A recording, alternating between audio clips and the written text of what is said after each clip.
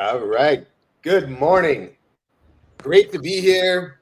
My name is Matthew Britt. I'm extremely excited about another episode of our Seeds of Abundance show. This is episode number 2.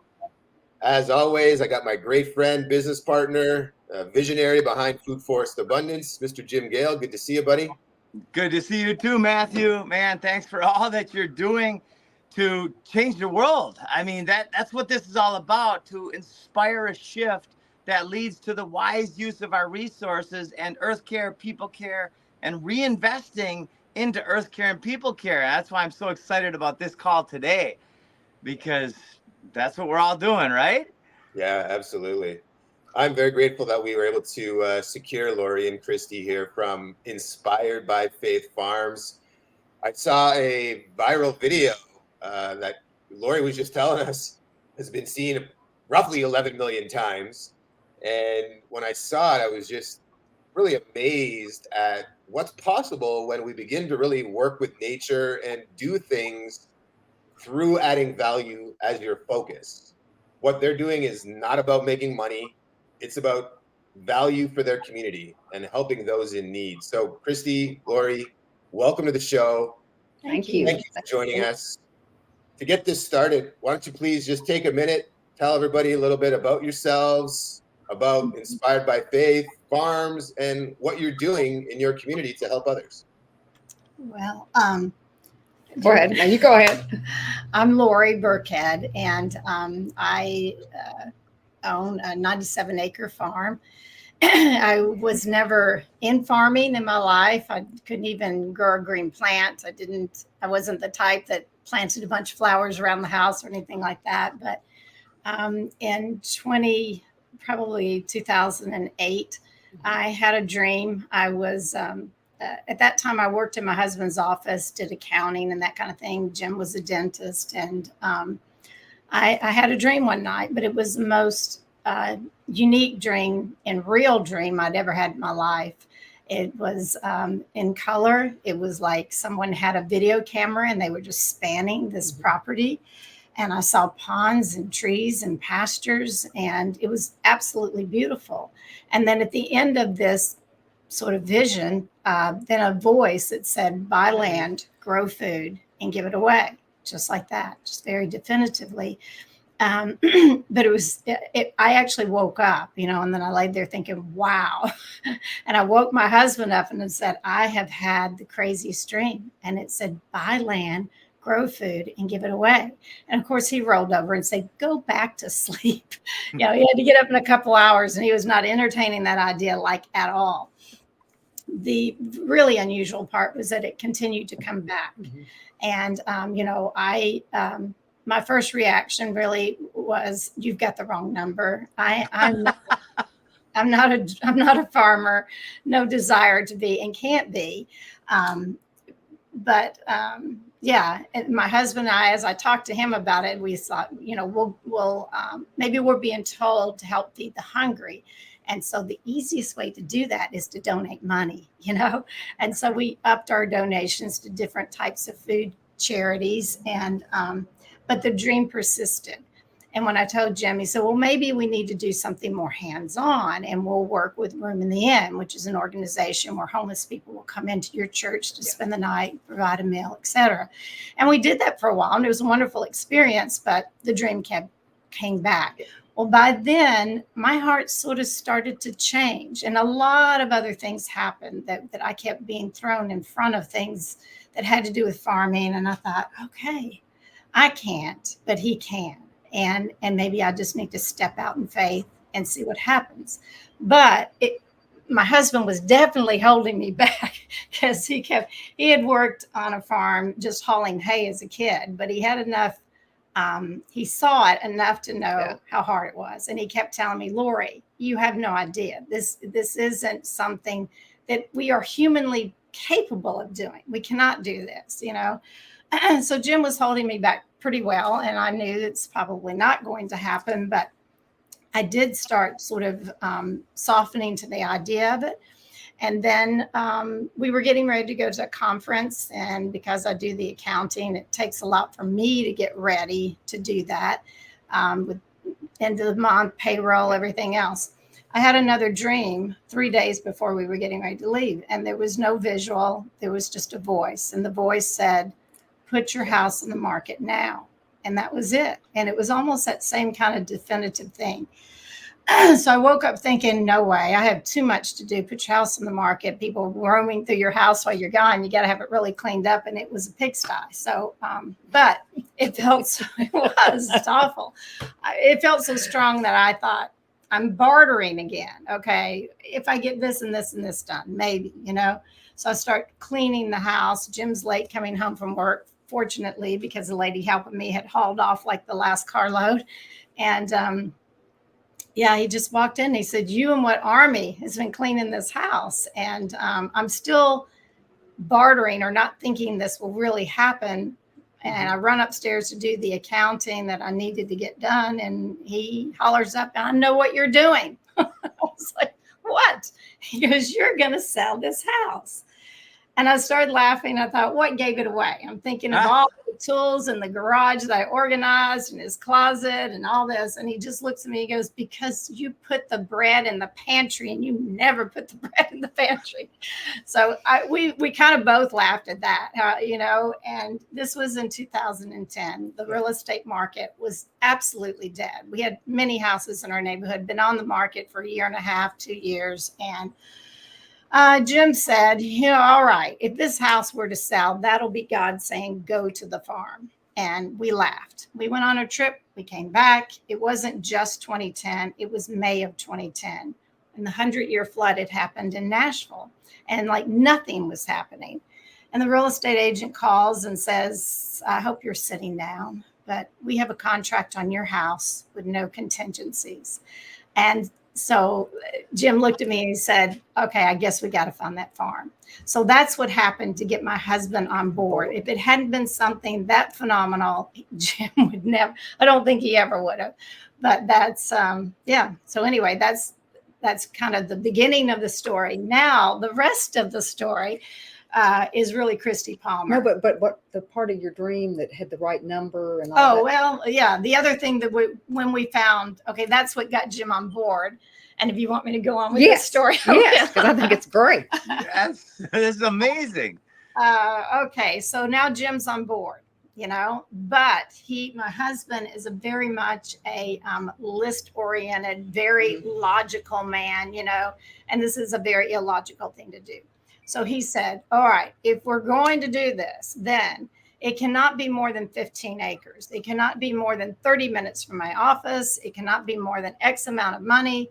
And I'm like, sure, he's on board. We can work with this, So we then start intentionally looking for a farm. And we did for several weekends. Because you had nowhere to go. Right, right. Well, so anyway, we were with a real estate agent looking at farms up in the Springfield area. And she said, "Listen," and every farm we went on, I kept expecting to see something that looked like the farm in my dream, So I don't know if it was that or if it was Jim's criteria, but we would walk on farms and I'd think, gosh, this just doesn't feel right. It's not it, So then the real estate agent says, "Well, we're going to drive right past another farm that's for sale, but it's nothing like on Jim's list. Would you want to go just for fun?" And Jim said, "Okay." So, we drove on to what is now this farm that we are on today. And it is 97 acres. It's almost an hour from his office. And it's like 4 times the amount of money that he said we could spend. And as we drove onto the farm, and this was in the winter, and it really looked nothing like it does now, but he just looked at me and said, "Put an offer on it." And I was like, "What? Are you kidding?" Wow. Because he's not an impulsive person, like at all. And so all that to me felt like another God thing, Well, at that point, I'm thinking, oh my God, this might really happen, And I had been journaling during this time because so many crazy things. I couldn't tell you all the unusual things that happened from dream one up to this point. But so I'm journaling, and I went home and I journaled You know, really my journal ended up being like a dear God, you know. So I just said, Lord, if this is what you want, this is really, really what you want, and this is the farm that you want it to be on, then give me a number in my head. Just give me a number. And I almost immediately got a number in my head, and I wrote it. And I had asked a number that this farm would sell for. So I wrote that in my journal, but I didn't tell anybody because still my husband thinks I'm nuts. And but we went back and forth with the real estate agent, and she went to the then sellers and said, listen, you know, trying to figure out what they would sell it for. What ended up happening is that they did finally came back and said, listen, we love what you're going to do with the farm, but we have a really, really hard bottom line. We cannot go any lower than this. And it was exactly the number in my journal. And that's what it sold for. So, yeah, so then I knew this was it. This was the farm where we needed to be. And yeah, from that on, the rest is history. And we just did what we could do. The first year, I think we donated about 2,000 pounds of food. And this last year, how much did we donate? We did over like 24,000 pounds of food. Wow. And to know that it is us and our farm rangers. We do have one small high schooler that comes a couple hours several times a week to help us out. But basically we are just an all volunteer farm. Yes. Wow. Yeah. And we do it the old fashioned way. We don't most things are no-till. or no-till. And you know. Yeah. So, and the volunteers really, along the way, we had different people here at the farm that helped a bit, but for the most part, it wasn't until 2015 when my husband Ben would actually harvest food. He'd put it in a truck and drive it to area food banks. And sometimes you'd get there and the food bank is closed, or they had too many tomatoes or whatever, and he'd have to drive it back. And I thought, you know, the distribution is almost as much of a challenge as the growing of it. And then we partnered with Second Harvest, which you probably know of Second Harvest, a large, you know, food warehouse basically, and give to all the different agencies. Well, they would come out once a week and pick up the food. And they also started a program where they had volunteers. So the volunteers would come out 2 hours on Tuesday and sometimes 2 hours on Saturday, once a month on Saturday. Yeah. And that was, 2 hours when you have 5, sometimes 10 people makes a big difference, you know? So that really helped a lot. And during that time, actually in 2020, which 2020 was a hard year for all of us, you know, we all were kind of facing that same hurt and that same anxiety. And I was thankful to be able to come out here and just put my hands in the dirt. You know, it made me feel so much better. And then pretty soon there were more volunteers coming because everyone felt the same way. Let me just come out there, get a row, start weeding. It was therapeutic. Put your mask on, separate. And we could be community. I think that is another thing that we lost out on in that year, is that lack of community. And we're meant to be communal people, you know, so they could come to the farm. We formed community and we did something good for other people. And that was what so many of us needed. Christy came during that time, and Christy, I let her tell her story. I came on at that time. I had been doing another farm as well, actually way closer to my house. This one's about 45 minutes from my house. And I came and I was still doing both of them. And then I would come and met Lori. And then I was like, wow, you need help. She recognized that right off the bat. You need help. And so then I kept nudging her to start the 501c3. And so that then was born Fed by Faith. Right. And it was Lori, myself, and another gal at the time that was here, that we just sat down one day in the barn and started filing all the paperwork. Yeah. We Googled how to file a 501c3. And, you know. Oh. No attorney. No attorney, it's- advice. yeah. We just And then Googled it. we just Googled it. And then one of the questions was, you need a board of directors? I said, we've got that. Yeah, I said, board of directors, you're president. She goes, you're president. I was like, okay, you're vice president. And then, you know, And that was we it. and we did it. And I knew that would help us to be able to professionally beg for donations. Yeah. And prior to that, just to give them more of the story, is that Yeah. in 2016, so this was 2021. Yeah. I started that in 2016. My husband had an accident on the farm. He flipped an ATV, and it's pretty serious. He'd had 13 surgeries, and at that time, we were living above the barn. We built a nice barn on the property, and then we built an apartment above it, and that's where we were living. Well, he could no longer get up the steps, and he could no longer do dentistry, so he had to quit work. And it was about 10 years before we had hoped to retire. So we cut out 10 years of adding to that retirement.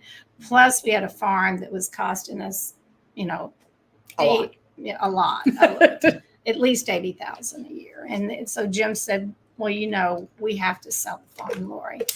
And I thought, I don't know. I don't even know how to do that. How do I do that? You know, and because we had to move off the farm to kind of one level living, it was suggested, why don't you just rent out your apartment above the barn? So we do that. We have, and we still have farm stays where people can come and have like a farmcation and see what farm life is all about. And they come and stay on the farm. And so far that has been wonderful. And everyone really, really enjoys it. So that's one way that we kept the farm, but it wasn't, even with that, it was not near financially sustainable. And then when Christy came on board, she made it her mission to try to make us financially sustainable. And we're still working on that. Honestly, the 501c3 is only a year and a half now. Yeah, it's only 2 years. 2 years. Yeah. But it seems like yesterday because we're farming as we're doing this. You know, we are the farmers, so we're making decisions. We're trying to figure out. Since Christy came on board, we're trying to figure out like spreadsheets, how to keep up with things so we know what works, what doesn't. Because before that, every year was Groundhog Day. You know, it was like, what did I do last year? How did I do that? What were, you know, and I was just winging it, you know. But your growth continued to, our poundage kept going up every year. Yeah. With that, we just finally then. And that was a God thing. Truly, all of this is a God thing that he, because, and I think if you look at me or my friends that look at me go, that's not Lori. She couldn't be doing that without some help. And it truly is God, and even God that sends the right people like Christy. And then as our volunteers started coming, I would call them the farm angels. Whoa, the farm angels are coming today, you know, and we could get so much more done. And then I realized for sure that this whole mission was definitely not about us, not about me and Christy or my husband or anybody else. It is about this community of people, because it is many, many hands that make those 24,000 pounds get harvested, you know.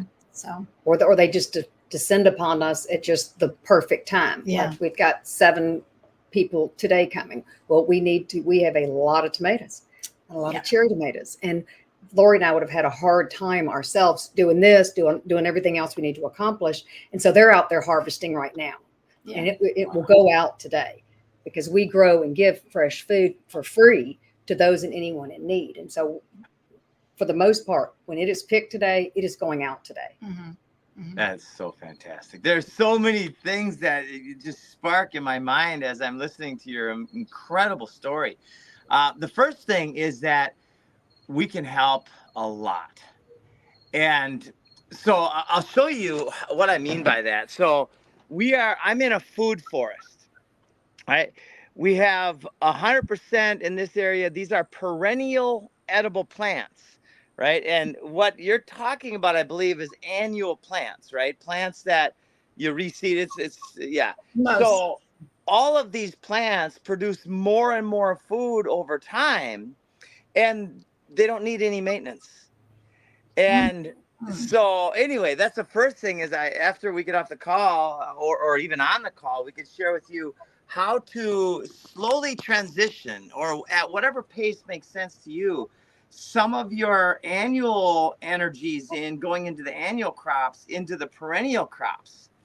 And then over time, might take a few years, but all of a sudden you're producing an incredible amount of food with very, very little labor needed. And then you can invite people in, like you're already doing, to walk around this Garden of Eden demonstration site, this place that is just epic abundance and butterflies and bees and all that. Anyway, I just wanted to throw that out there and invite you to that conversation, because Sounds beautiful. what you're doing is incredible. If it doesn't involve a broad fork, I'm all for it. Yes. Because we do grow by, we don't use any chemicals. We don't use any pesticides, anything. I mean, our compost is manure and its makings, which are made upon the farm, and wood chips. Lots of wood chips. And leaf mulch. And leaf mulch. We get companies that drop off the wood chips and drop off leaf mulch. I love it. I've got a huge pile right over here as well. That mulch is gold, right? It's biomass. It's so beautiful. Oh, wow. This is a divine time in the world, isn't it? Like when we're open to it, and sometimes when we're not even expecting it, these messages come, and when they feel so inspired, I think that's the key. Yeah. And I think sometimes, well, go ahead. For me anyway, it's when the messages that come, if it's something I really don't want to do, then I know it probably is a divine message, It's like, okay. Yeah, because you didn't put it there. It came from somewhere else. Oh, it's so beautiful. Yeah, and then one of the ways that we do raise funds for the farm, since we're all donation based, is Lori prior to that had started a flower garden.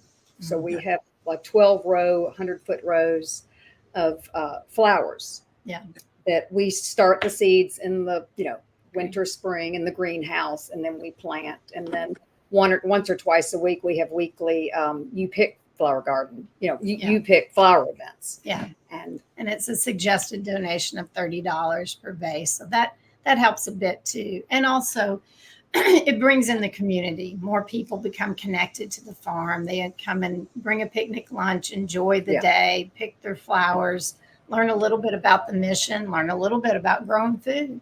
So part of our mission is not just to give the food away, but also to help people to learn how to grow food. Yeah. We are involved in a program through Fort Campbell where we are veterans getting leaving from service and going into private world. They want to learn about agriculture, come here, and we have a 6-week program where they learn some of just the basics of starting a farm. Yeah. So we are the teachers. Yeah, that's the other funny part. We're the teachers. We do try to call in some others that do come help. Right. But there's a gentleman that leases some land from us here at the farm, and he raises grass-fed beef. So Philip's a super nice guy, and we will have as one of the days of that period of time where their training will be in animal husbandry, and then they can learn from Philip that or about hay crops. And there was a man that comes to the farm every so often also that raises goats. And so we have different resources we can pull from so that they get a wide variety of all aspects of farming. That's fantastic. And that's what we do as well, as we create this model called the Freedom Farm Academy. And it's all about putting in all these different layers and functions so people can come in and do tours and then learn. And then the whole goal is almost everybody who leaves here, especially if they're not taking a plane, they leave here with a handful of starts. So then they go home and they plant their sweet potatoes or their longevity spinach or whatever it is that they take. And that's another way, right? That this idea of teach them to fish instead, that then it goes exponential, because then all of a sudden you got all of these people growing and then giving, and pretty soon we change the world. We're trying to give away tomatoes. I love it. Yeah. So on this journey for yourselves, what are some of the major things it's taught you about you? This is a place you had no experience. You dove in, inspired by a message. It was a blank canvas. What has it taught you? Yeah, that there probably isn't anything that I couldn't do. It gave me confidence that if, you know, if it's God's will, anything can happen, like anything. And you think it, almost that you think it and it can be. I wished I could. Yeah, well, like you used to I not could- like to speak, Oh, yeah. Oh, my and gosh. now you speak on podcasts. I don't. Yeah, I've told this story many times. In college, my major, I was going to have to get up and give a talk to one class that I was in that was necessary for my major, and it frightened me so badly that I dropped the class and I changed my major because I didn't want to get up and speak in front of a group.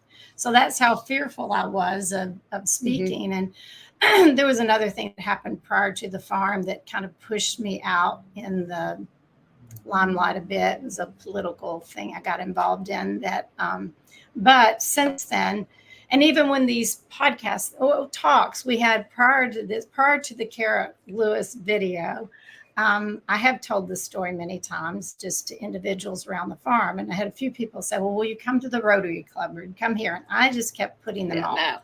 No, you know, I just didn't think I could do it, you know.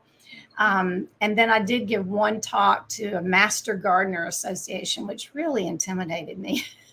Because I thought, these people know more than I do. I'm just flying by the seat of my pants. But it turned out well because we got a couple of wonderful volunteers from that talk.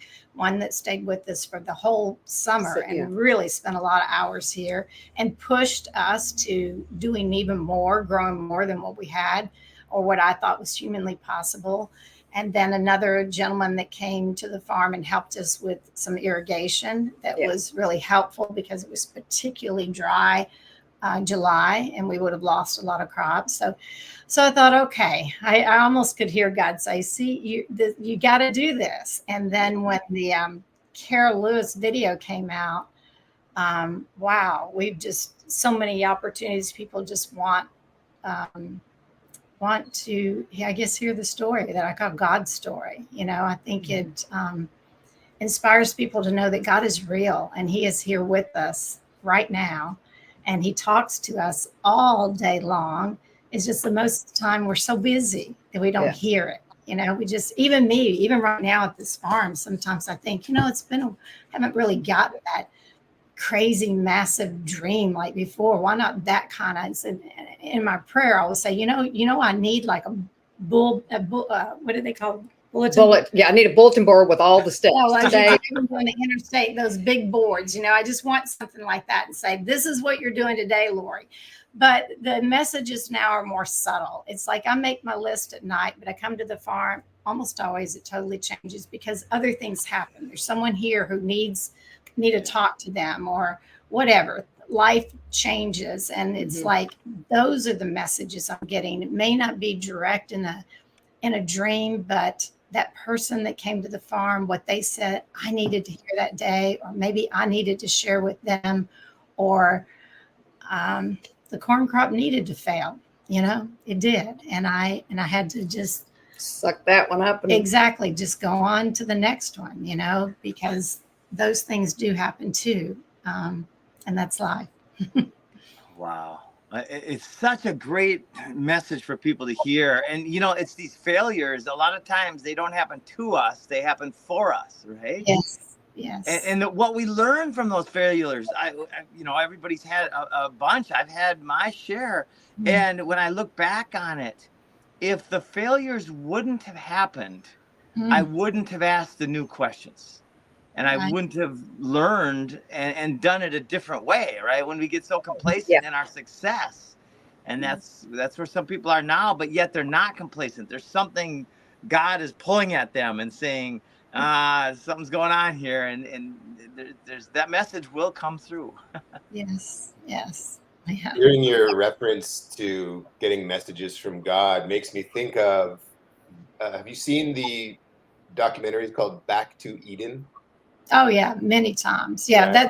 that's what we Some of our gardens are back to Eden. yeah, we call it our BTE, Our BTE. garden, because I tried a Back to Eden garden like early in this. Christy, we've been farming 10 years, almost 11 years when Christy came on.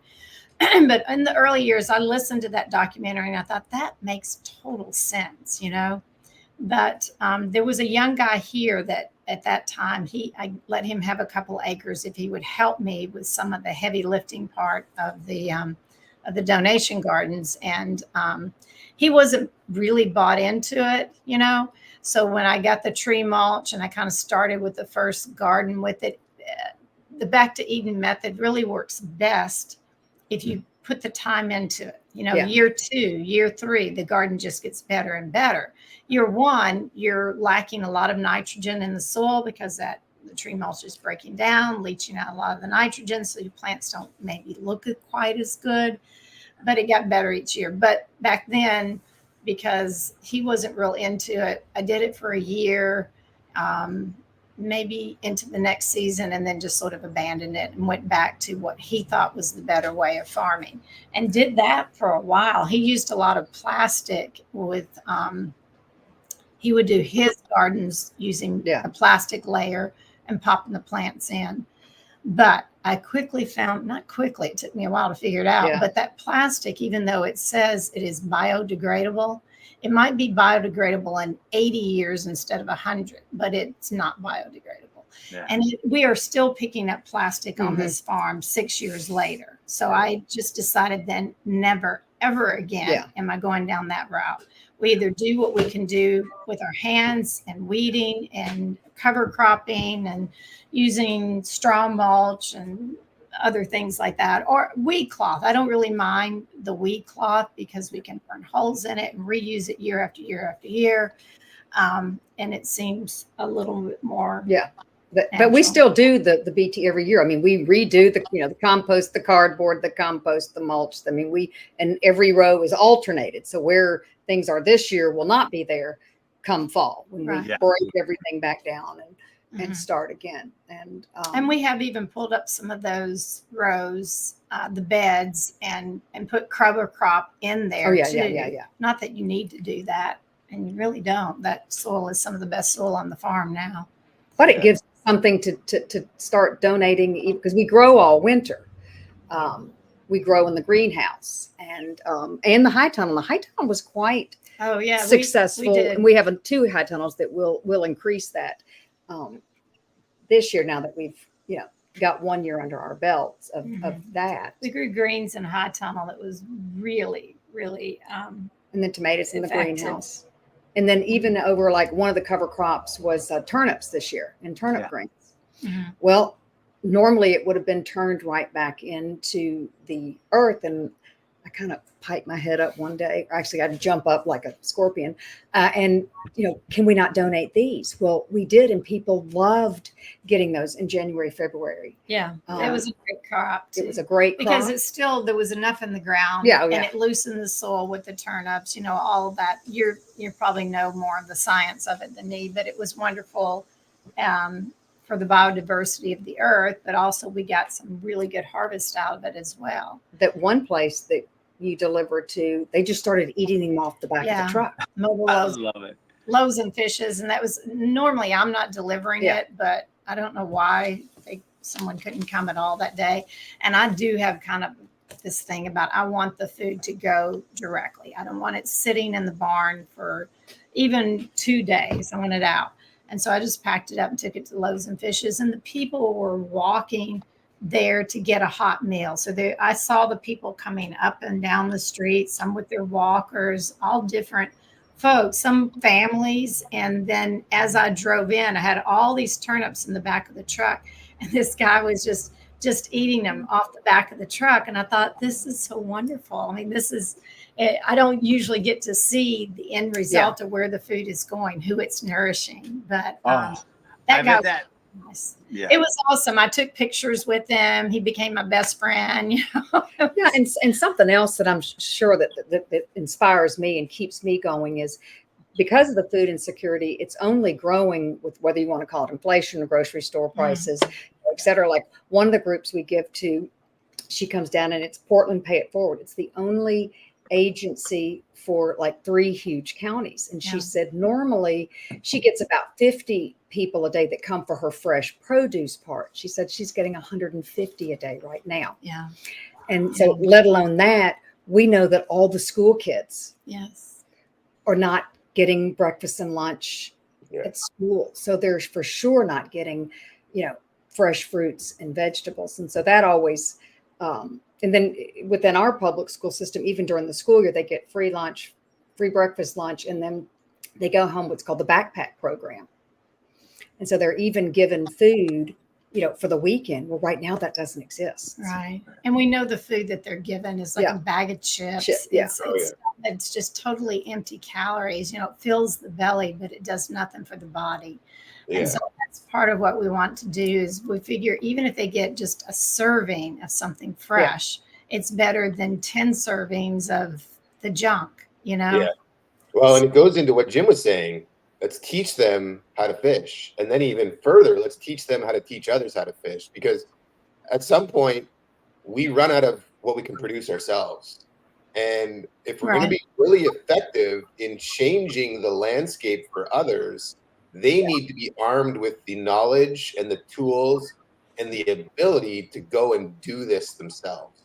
Right. And really, it's been the foundation for the vision that Jim had, which created Food Forest Abundance, which got me here and has built our incredible team of people and helped us now do over 800 designs in 54 countries. Everything is built upon, help you become more self-sufficient, use your resources wisely, work with nature instead of fight it. But then let's go show others how to also implement this into their own life. And do it with ease by converting wasted lawn space, right? You've got how many millions of acres in the United States alone? It's like 90 million acres of lawn. That's just in residential homes. Look at all the churches that have 20, 30, 50, 100 acres, where there's the church and nothing else. Why aren't we growing food there? Right. And then why aren't we taking what we grow there and taking pieces of that stuff, right? And now it's a little nursery, and we give it to everyone in the congregation. So now they're growing a little bit too. And by doing this, now we're empowering the population to be self-sufficient instead of always being dependent. Yeah, I like it. Because one thing that we get here, especially, we get high schools and elementary schools, but in the summer we get the different Catholic artwork. Well, no, we get we've got a church and a community. I guess the kids get to go for free while their parents work. Yeah. And so we've got another group coming next week. I mean, they come periodically quite often. And while they may not do a whole lot of labor because they're lower elementary, they don't know how their food was grown. Yeah. And that is so much fun to take them around the farm to the different beds and areas. And they're like, can I try this? I was like, yeah, because we grow by clean measures. That cherry tomato. You've never seen kale? This is kale. This is how a watermelon starts. I said, you see this little flower and look over here, there's a watermelon. I mean, we both get such great joy. And they're like, can we take home some for our mom? Yes. You want to pull a beet, take it out. But you think of how kids are so connected to electronics today and disconnected from nature. Right. Yeah. But if you get them outside into that environment, you see very quickly how they all of a sudden get sucked into nature. And they want to be there. Yeah. And it's hot. And now they're like, forget about this electronics over here. I don't need the screen. I've got everything I need right here. But it's getting them in front of that is currently the challenge, because parents, they have to have both parents working to be able to afford their lifestyle. Parents need a break. So when they get home from work, they're trying to prepare dinner. What do? Screen time, right? Trying to get ready for work in the morning. What do? Screen time. And now we've got this generation of children who's hooked on the screen, want their own phone at 10 or 6 or 5 or 2. Yeah. They got video games flying at them. And they're now more and more disconnected, which is causing nervous system issues, health issues, spinal problems, right? Eye issues. And the solution, again, remains embarrassingly simple. Let's get people back reconnected with nature, work with what God created, God provided, and it changes everything for everybody. Yeah, because we had a group last week. It was Catholic Heart Work Camp. We've had a couple of these different types that come to us. The children actually pay. They don't pay us. They pay. It's a mission trip, I guess, for them. Yeah, so they have to pay. So they have to pay for, room and all their board room and board stuff. But the money doesn't come to us or whatever. And they come. And like last week when we were every day in the upper 90s heat index, they were here from like 9 to 3. And just did anything and everything. And because of that week, and I knew I was going to be here from 8 to 5, I brought my granddaughter. And she's very as she calls herself, heat sensitive. But she came every single day. Now, we did put her on a painting project for that. But I mean, it got her even out for a week. Yeah. And these kids, and we would ask them, what's their biggest concern, whether it's the high school or whatever. And they're like, social media. Yeah. Wow. Social media is one of the biggest stressors For them. So I was like, they're well, come sucked here. into it, as you said. They can't let it go, but it also causes them the most stress. And so come on out to us and we will get there's such Yeah. real knowledge about getting your hands actually in the dirt and getting them dirty. And, Yeah. I've heard that many times that is one of the number one stressors, problems for children. And they say it. Yeah, no, Yeah. these are the kids saying They it say to us. it's their problem. And then they're completely addicted to it. But it's where the worst things happen to them. Oh, yeah. Right? They bully behind the screen. Someone says something negative about someone and they get 50 likes on it. And all of a sudden that person who the negative comments about sees they've got all these other people that like what that other mean person said. Yeah. And they're getting all of their life lessons, they're They think they're getting their life their lesson. politics, for sure, politics, their morality. I mean, everything is being taught to them. And it's a scary place to let your child be taught. So we are glad that we have the ability to pivot every single day. And like one of the days last week when we had this other group of kids here, and I guess they called you on the phone as you were on your way over. And you want to tell that part, What about the sweet potatoes? The kids that, like, Lori was on her way over. We already knew we had 50, 60 kids to deal with, et cetera, et cetera. And they called and they said, we need somewhere to place our kids today. Do you have anything open? And we're always able to say, yeah, bring them on. Well, they were not here very long, but we put them over to the potatoes. Our potatoes need weeding. These kids in 40 to 50 minutes weeded more potatoes around the potatoes. It was a crop that we were almost going to just let it go because you're picking and choosing where you're putting your energies. And sometimes the crop you don't get at. We got a lot of rain over a short period of time. And so the corn was about to go, the potatoes are we just had to pick and choose where we're really. But these were like, you couldn't hardly even see the plant, and the weeds were as tall as all around it. Amaranth, prickly weed, all kinds of weeds. Yeah. And they were just a group. They flew in, didn't know they were coming till kind of last minute. We put them on that job. And they were here 45, but in that period of time, man, and they loved it. They were all just, and it was the worst job on the farm. Yeah, but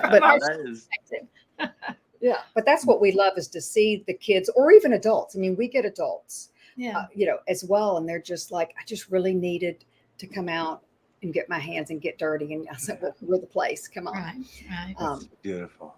Somebody, go ahead. You mentioned politics one time. Do you want to, because it seemed like a big moment for you. What was that all about? No, I just, I was talking to a young girl here about something that was happening in the news. And I don't even remember what it was, but where she got her, I said, where are you getting your information from? Because she was quoting some things that are just so like extreme, to one side. And she said, well, I saw it on TikTok or something. I'm like, that might be where you went wrong. You need to turn that off. And when you're looking for, to make an opinion about something, don't just go to TikTok. I mean, you need to really research something yourself and figure out your own, what you in your own mind, if you ever hear one side of the story, there's always another side, and try to have a more balanced approach to what you're bringing into yourself and into your mind. So anyway, we had a big, long conversation about that and did talk about, other places she might want to go, to really think about what right now she had in her mind as being the right side, Yeah. Anyway. Something that I've put a lot of thought into and pondering about is it's just an energy thing. Like there's certain energies that enhance life. And there's conversations that inspire and enhance life. And there's investments that enhance life. And then there's energies and conversations and investments that contract and that create fear and division and shame and rage and pride and all these things. Right. So for me, I've simplified it just by asking the question, does that make me feel inspired, empowered, or does that make me feel kind of less than or icky or divided? And that helps me determine what I believe is the truth of the message. Yes, I think you're absolutely right. And I don't know. Some people might think I put my head in the sand, but I don't feel quite that way.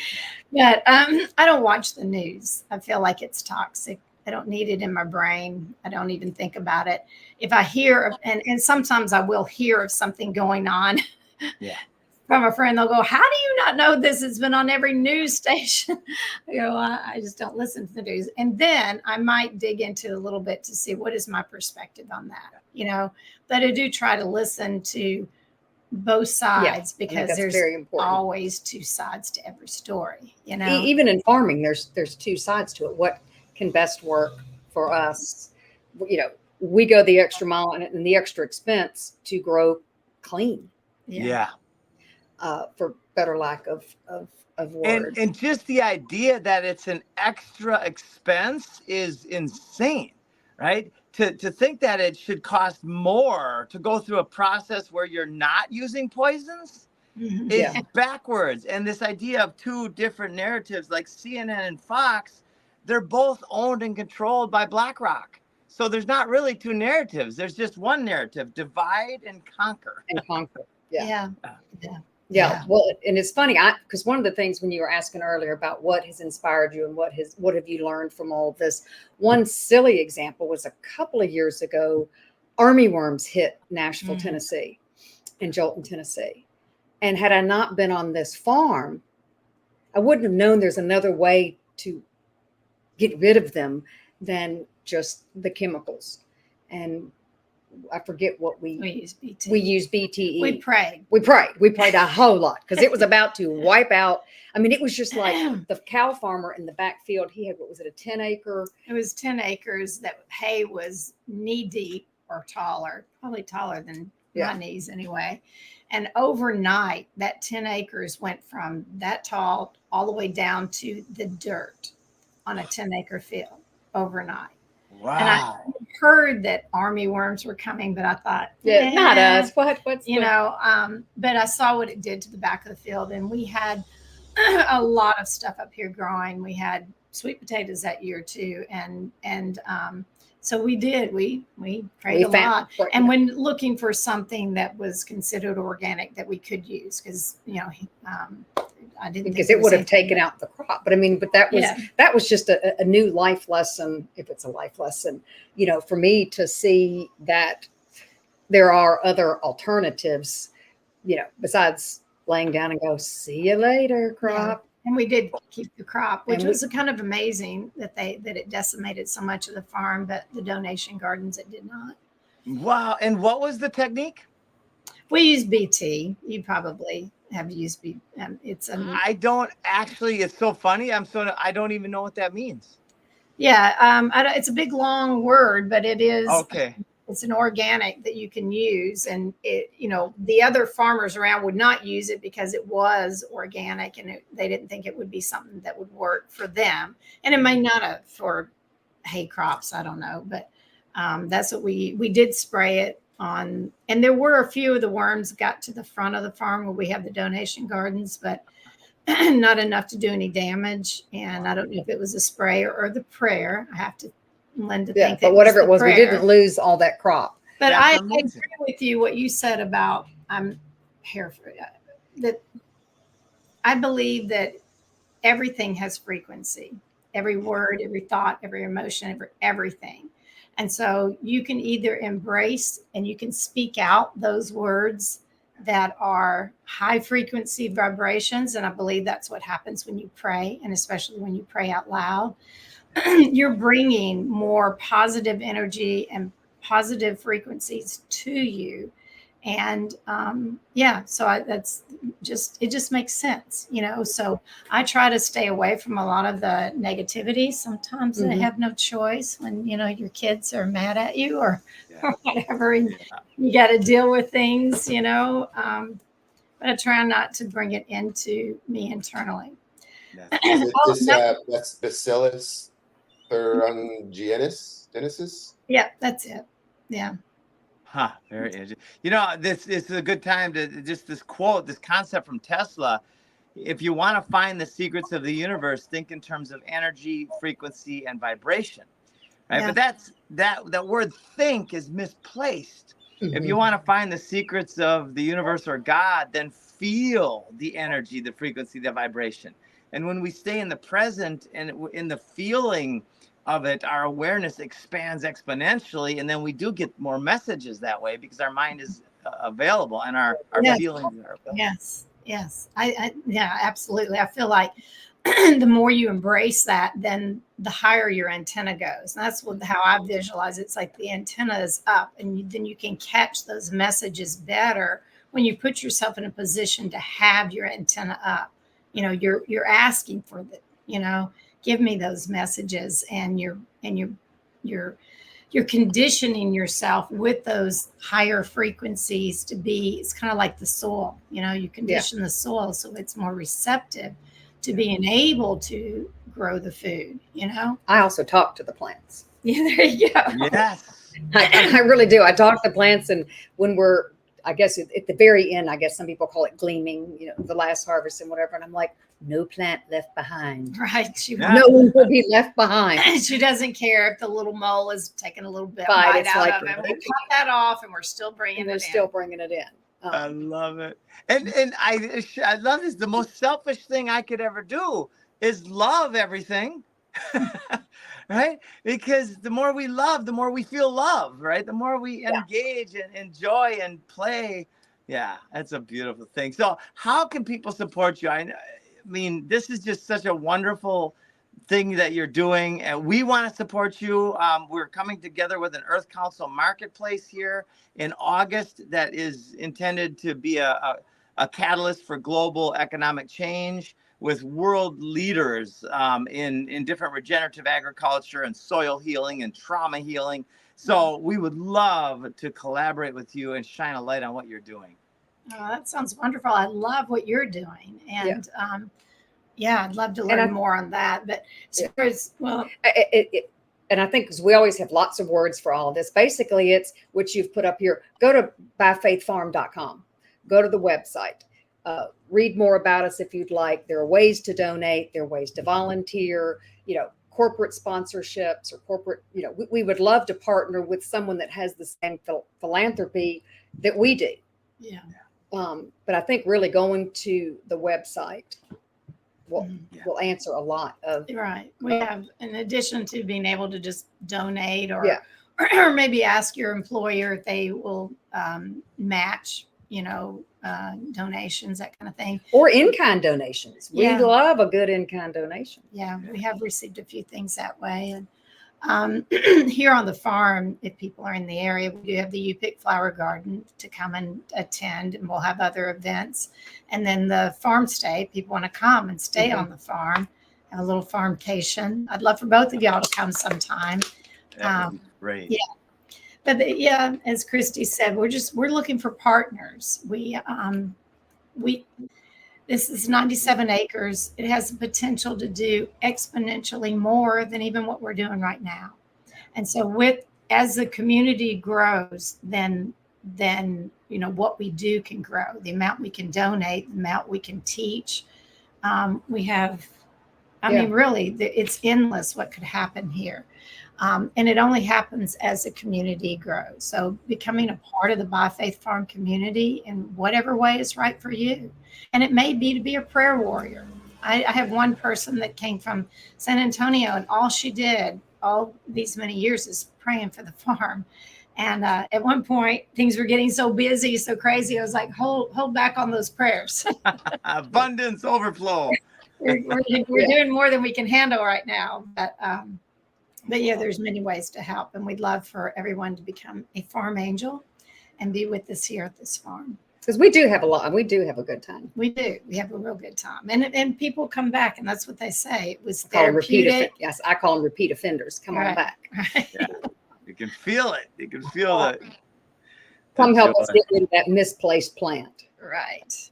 And you become like family. You know, a lot of faith sharing and just life sharing happens here. Yeah. Well, I want to just show you again one more time. Like, Yeah, that's what I put my 26 months ago, there was nothing here but sand. Wow. Right? And now it's a no maintenance epic food forest with about 240 different types of edible perennial plants. So Wow. medicines and in every zone, there are thousands of edible perennials, most of which we don't know about. But that's what we do is we design these into systems that produce exponentially and more and more and more as time goes. And what you're looking at there is 1 acre. Yeah. That's a 1 acre food forest. Yeah. Wow. Yeah. It's You just, don't even have to walk. Where are you located? Where are you now? I'm in Central Florida. So you're hot. Yeah. Smoking hot. Smoking hot. Yeah. I mean, just thinking, your agricultural, Yeah. Yeah, your zone would not, support bananas, but it would support so many things, even apples and different things that we don't support real well here. Yeah. And then, it's like this idea of the Garden of Eden, like that, that's it. That's our mission. Our vision is to help have that be everywhere, because why not? It should be.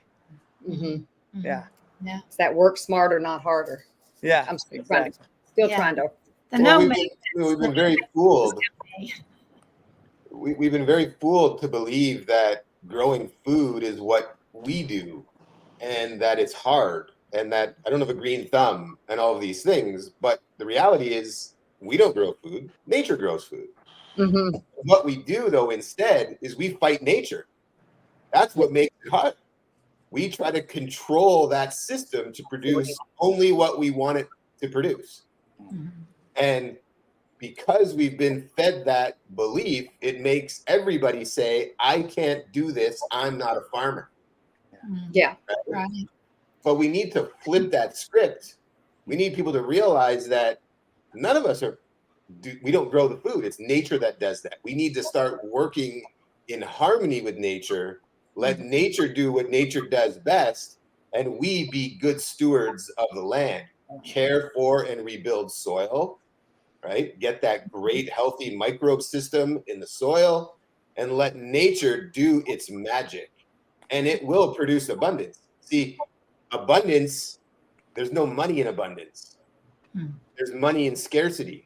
There's wealth in abundance. Yeah. If we can go and create abundance, then we get to leave behind this mentality of there isn't enough. There's scarcity, so things have to be expensive. Right? Yeah.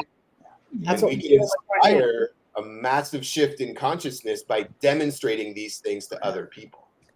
So what you're doing is tremendous work, and we both, Jim and I, admire and we thank you for what you're doing, helping your community, feeding people. So needed and honorable, and we're so grateful that you joined us on the show today to share your story of how By Faith Farm was born and what it's done so far and where it's going. And we look forward to collaborating with you in any way we possibly can and shining a light on what you're doing. Well, thank you so much for having us both. And I know we all have Thank to you. get back out on I the enjoy farms. it. Right. You have volunteers out there, but yeah, no, I love what you're doing, and I thank you for allowing us to be on the show, and look forward to hearing more about your mission as well. Yeah, Awesome. let's talk some more after the show. We can exchange some emails and set up another call where it's not a live show, and we can show you a little bit more about what we're doing, and see if there's other ways that we can collaborate. Okay. Okay. Thank you very That's much. We've great. learned a lot today. Yes. Thank you both. Awesome. Have a great day, everybody. Thank you, everybody, for joining us today on Seeds of Abundance. Lori, Christy, have an amazing day. You too. Thank you. Thanks. Blessings.